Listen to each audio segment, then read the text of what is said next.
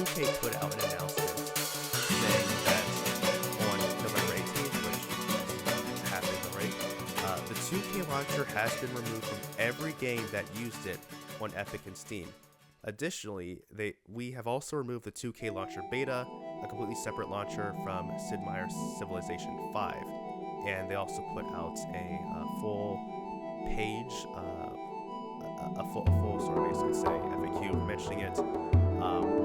Also says like certain games that did have it, like Civ 6, Mafia Trilogy Definitive Edition, Civ 5, XCOM 2, XCOM Chimera Squad, and then also had some just basic FAQs. There wasn't, from what I could tell, a specific reason as to why they were removing it, but they decided to remove it, and that's my thoughts. But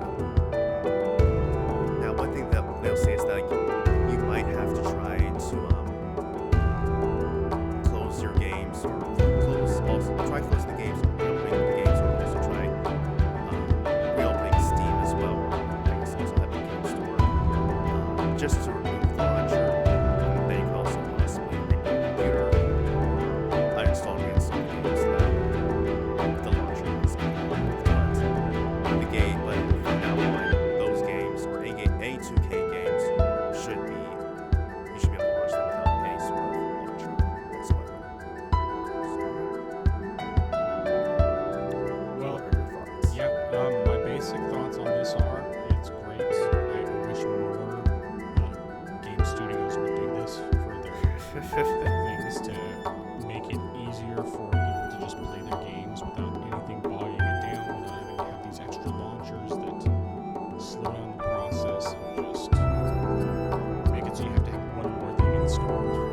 What more developers to do this? I'm glad. Looking at the list of games that they've done, particularly the Bioshock games, I mean, those run great on modern hardware. They run great on the Steam Deck. And so, from that standpoint, it's not really that big of an issue, but I certainly am not going to miss having those launchers, or that launcher as part of those games, because eventually I probably will go back to Bioshock Remastered and finish replaying that. And not having to deal with that launcher anymore is just one more thing to make the performance even better. Make it less of the experience. So, fantastic. And hey, whenever you eventually get back to Bioshock Remastered, because you can go back further along in your playthrough than I did in my sort of replaythrough, or the little bit that I played for recording the comparison, you won't have to deal with that launcher anymore. But yeah, that's all I have to say.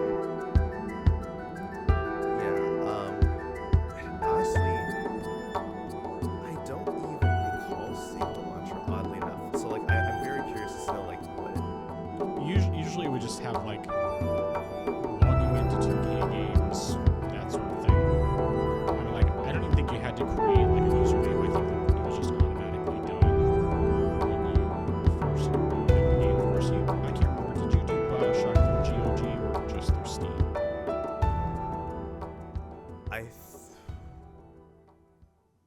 I guess it probably wouldn't make a difference either way. I think I did it through Steam. I know I have it on both versions. Okay. I know I have it on both platforms, but I think I played it through Steam. Yeah, I'm pretty sure I played it through the Steam version. But yeah, this is definitely. I mean, I definitely agree that this is great news. Not having to do this. I mean, it's one thing if you were playing the game through, like, officially through 2K's storefronts. I mean, if they did, that would be one thing, and having the launch there is sort of expected. I feel like, of course, it's sort of launch to run the game anyway, but that's one thing. But if you're playing a game through a different storefront, there's really no reason why you should have another launcher. Like, you should be able to launch the game through the storefront.